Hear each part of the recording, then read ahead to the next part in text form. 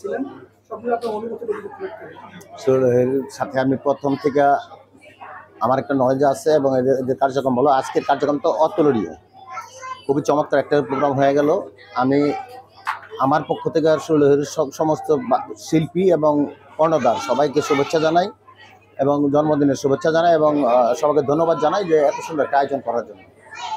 সাভারের সাংস্কৃতিক ইয়ে করার জন্য অনেকে অনেক দাবি করেছে একটা একাডেমি বা যে সরকারিভাবে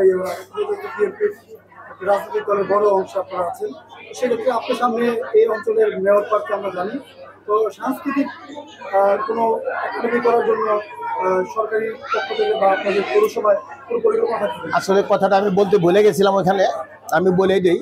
কিছুদিন আগে আমি কীর্তিনা কাজ করছিলাম, তো সাভারের মানবিক মিউজিশিয়ানরা আমার সাথে কাজ করছিল, ওদের একটা দাবি ছিল ওদের জন্য একটা কিছু করার।